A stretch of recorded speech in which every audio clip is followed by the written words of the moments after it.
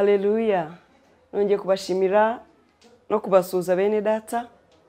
Abashimira ubufatanye dufite hagati yacu, turafatanya umurimo w'Imana. Mwami Imana abaha umugisha kandi ndabashuje mu izina rya Kristo. Mwami Imana abaha umugisha kandi abagirire neza. Uyu ni wa mwanya wacu mwiza wo kuganira ku ijambo ry'Imana. Twigire hafi, dufate za Bibiliya zacu, dufate za telefoni, za laptop, hose harimo ijambo ry'Imana. Haleluya.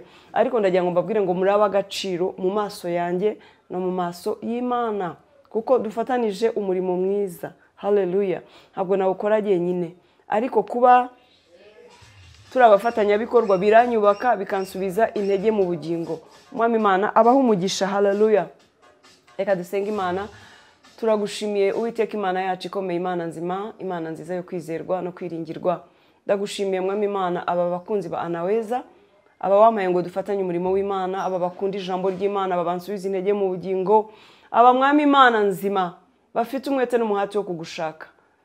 Ndabagushimiye Uwiteka, ndabasabira umugisha, bana nabo bagirire neza, ubiteho Mwami kandi ubitwararike, ubarinde kandi ubarwanirire byo banyuramo byose. Mwami Imana ubabere intwari ku rugamba. Uwiteka ndasenze Mwami Imana ngo kugira neza kwawe kubane nabo. Urakoze Mana, dutangirane nawe tuze gusozanya nawe. Ntabwo twabishobora turi twenyine, ariko uri kumwe natwe udukoresha iby'ubutwari ndetse tukarangiza turi intwari. Izina ryawe nirishimwe mu izina rya Kristo Yesu.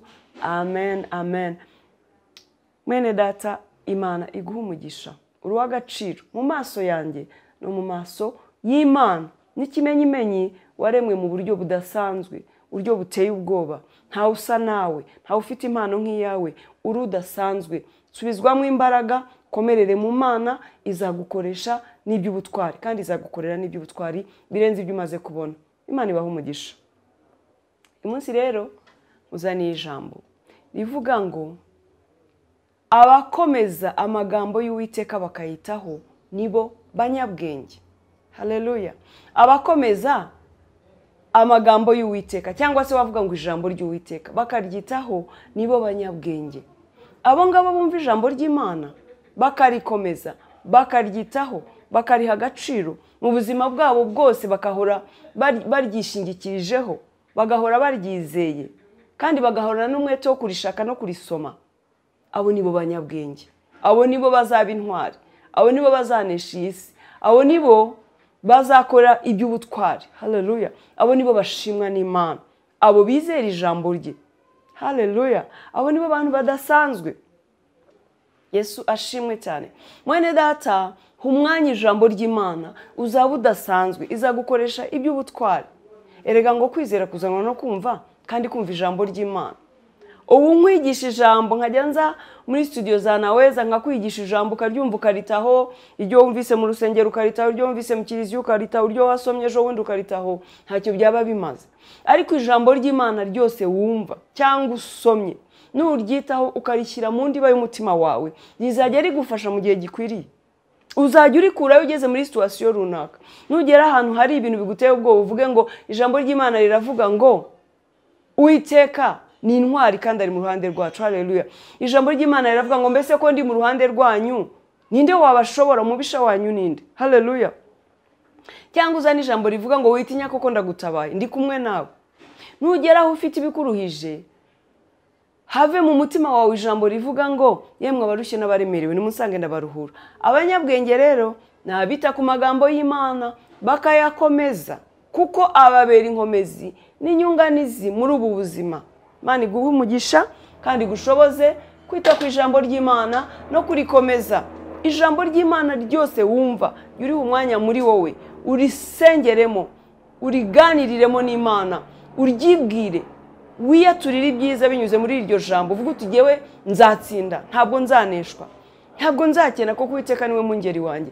Ibyo bizajya bigufasha kandi bigukomeze muri uru rugendo. Haleluya. Ubwo rero nshuti yanjye, abanyabwenge si abafite ubutunzi bwinshi, ntabwo ari nabize cyane. Haleluya. Ntabwo ari n'abafite akazi gakomeye cyane, ntabwo ari n'abafite bya bindi byinshi tuzi yuko ababifite ari bo baba bahiriwe. Hoya, abanyabwenge nabita ku magambo y'Imana bakayakomeza. Yesu ashimwe cyane. Reka rero dusome ijambo ry'Imana mu gitabo cya Matayo ibice byaho 7 tugendana abasomyi ba Bibiliya ibice 7 guhera ku murongo waho wa 24. Umutwe w'amagambo uravuga ngo inzu yo ku rutare niyo ku musenyi.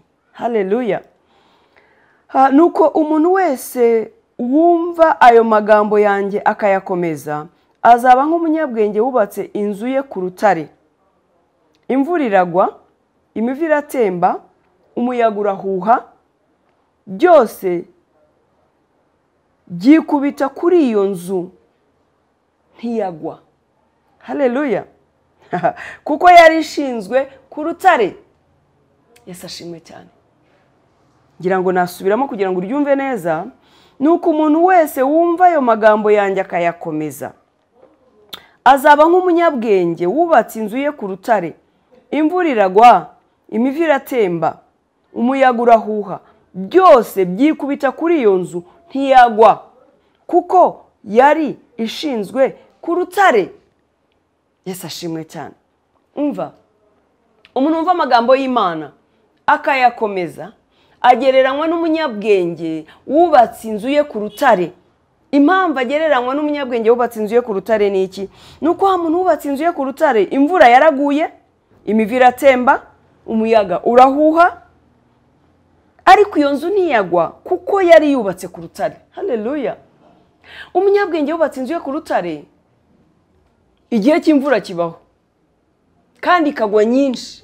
Imvura y'umuhindo ikagwa nyinshi. Ya mvura iguye kuri ya nzu yubatse ku rutare ngo ntabwo iyo nzu yaguye kubera ko yari ikomeye.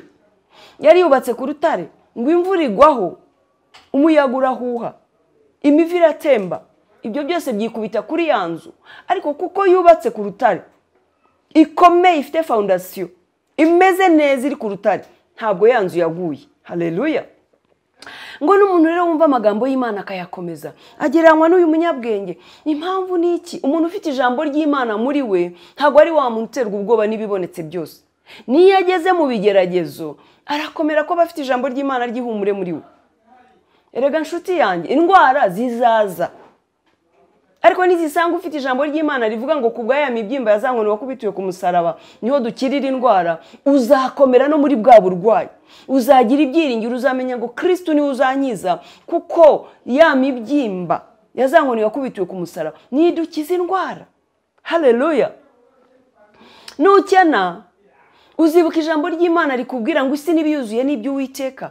Icyo kigeragezo cy'ubukene uzagicamo neza udakojeje Imana isoni, kandi nawe utikojeje isoni, kuko uzaba wizeye Imana binyuze mu ijambo ryayo. Ijambo ryayo rizagukomeza rikubwira ngo Uwiteka niwe mungeri wanjye sinzakena.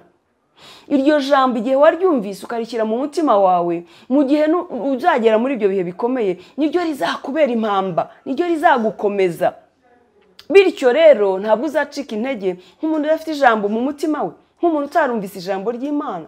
Wowe uzagira ibyiringiro, uzakomera muri ibyo bihe, kuko ufite ijambo ry'Imana wibikiye mu mutima rigukomeza. Haleluya.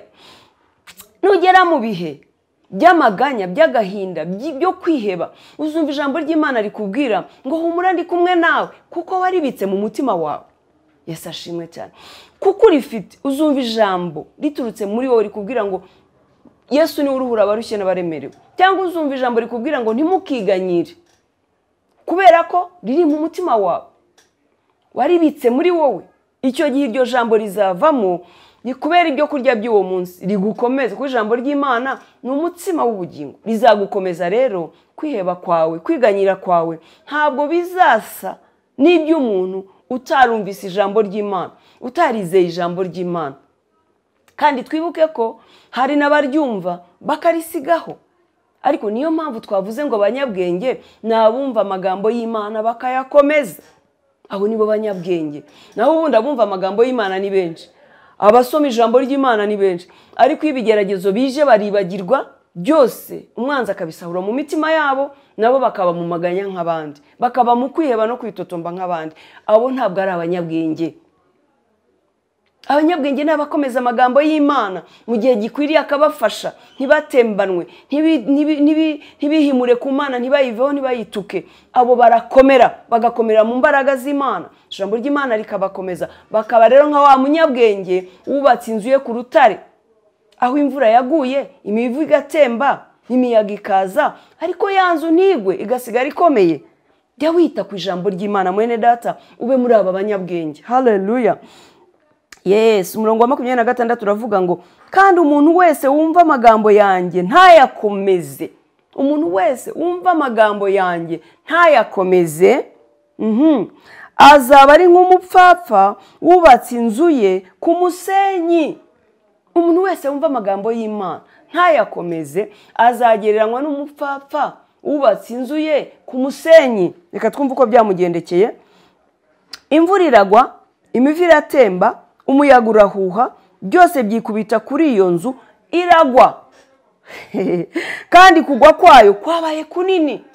Umuntu wese wumva amagambo y'Imana ntayakomeze yagera mu bikomeye, yahura n'intambara n'ibyago n'amakuba, akibagirwa ko hari ijambo ry'Imana yigeze yumva, akibagirwa ko hari inkomezi yahawe n'Uwiteka binyuze mu ijambo rye, akibagirwa ko yigeze afashwe n'ijambo runaka, mbega akibagirwa kamera nk'utarigeze wumva ijambo ry'Imana, akibagirwa kamera nk'utarigeze asoma ijambo ry'Imana, nk'aho yatsinze Satani amurwanishije ijambo ry'Imana ariyo nkota twahawe, akajya mu kwiganyira no mu kwiheba, akarira, karara adasinziriye, agahahamuka nk'utarigeze yumva ijambo ry'Imana koko. Yesu ashimwe cyane. Uwo muntu rero ngo azagereranywa n'uyu muntu wubatse inzu ye ku musenyi. Urumva ko yubatse ku musenyi atandukanye na wundi wubatse ku rutare. Haleluya. Uyu wubatse ku musenyi ngo imvura yaraguye. Haleluya. Uyubatse ku musenyi agereranywa na wa muntu wumva amagambo y'Imana ntayakomeze, ntayiteho, ntayizere, akayataho yayumviye. Uyu nawe wubatse ku musenyi rero ngo imvura yaraguye, imivu iratemba, ego, umuyaga urahuha, byose byikubita kuri ya nzu iragwa. Imvura yaraguye, umuvu uratemba, umuyaga urahuha, byose byikubita kuri ya nzu yubatse ku musenyi idafite urufatiro, idakomeye. Bya bintu byose bije byikubise kuri ya nzu ngo uhita irasenyuka, iratemba, irasenyuka, kuko imvura n'umusenyi, bambe imvura n'umuyaga n'umuvu byarushije imbaraga ya nzu, biraza birayiterura, irasenyuka. Haleluya. Uko niko umwami wacu agereranya n'umuntu utumva amagambo ye ngo ayakomeze, n'umuntu utizera ijambo ry'Imana. Nawe imvura ziragwa, erega imvura ni nyinshi turi kuri iyi si se, ibigeragezo bizabura? Oya, ntago bizabura. Intambara se zizabura? Ntago zizabura. Ibikomeye ntago bizabura. Uko niko Imana igereranya n'umuntu wumva amagambo y'Imana ntayakomeze. Ameze nk'uyu muntu wubatse inzu ye ku musenyi. Imvura iguye, imivu itembye, imiyaga ije, biterura ya nzu kubera ko birusha imbaraga. Nawe wowe wumva amagambo y'Imana ntuyakomeze, ibigeragezo bizakurusha imbaraga, bizaguterura bigutuririya. Wibagirwa ko wigeze no kugera mu nzu y'Imana, wibagirwa ko wigeze kwizera Imana, wibagirwa ko wigeze gusenga, wigeze kumva ijambo ryayo. Umuyaga w'ibigeragezo uzaza uhanagura amagambo y'Imana yose wigeze kumva mu mutwe wawe no mu mutima wawe, kubera ko bigusanzura umunyantege nkeya. Haleluya. Ubwo rero kugwa kwawe no kwikubita hasi kwawe, kureka Imana kwawe, kuva ku Mana no kuyituka no kuyitera umugongo kwawe kuzabaho niba utizera ijambo ry'Imana ngo urikomeze, niba udakomereye mu ijambo ry'Imana, niba utazi ko ijambo ry'Imana ari umutsima w'ubugingo, uzagwa rwose. Turabizi, tujya tubibona abantu bavuye ku Mana bayiteye umugongo, bayituka, bavuga ngo bariya bizera n'abateka mutwe. Ntabwo mubazi se? Birirwa badutuka, bariya n'abateka mutwe barasaze. Haleluya. Abo bantu bariho. Rero ndagukangura ko umunyabwenge ukomeza amagambo y'Imana akayizera. Ndagukangura gukomera mu ijambo ry'Imana, jya ugira umwanya wo gusoma ijambo. Ube nk'uyu munyabwenge wubatse inzu ye ku rutare. Ibigeragezo ntabwo bizakubasha, n'ubu ufite ijambo ry'Imana muri wowe, komerera mu ijambo ry'Imana, riha umwanya ryizere. Jya ugira umwanya wo kuritekerezaho, jya ugira umwanya wo gusengera mu ijambo ry'Imana, jya ugira umwanya wo kwiyaturaho iby'ijambo ry'Imana rikuvugaho. Uzaba nk'umunyabwenge wubatse inzu ye ku rutare, kandi uzatsinda mu ntambara zose. Imana iguhe umugisha. Ndagushimye Mana nzima, Mana nziza, Mana yera yo kwizerwa no kwiringirwa. Tugushimira ijambo ryiza ridukangurira kwizera ijambo ryawe, kugira ngo tube nk'aba banyabwenge bubatse inzu zabo ku rutare, natwe tugira ubwenge bwo kwizera ijambo ryawe no gukomerera muri wowe, bityo tuzanesha, ntabwo tuzatembanwa kandi ntabwo tuzakwihakana. Urakoze kubwira ijambo ryiza, umugisha abakurikiye rino jambo bose, kandi ubashoboze gusoma ijambo ryawe no kuryizera no kuryiringira no kurikunda no kurishakana umwete, kugira ngo bajye banesha mu byo banyuramo. Izina ryawe nirihabwe icyubahiro. Urakoze Mwami Imana, mu izina rya Kristo Yesu, amen.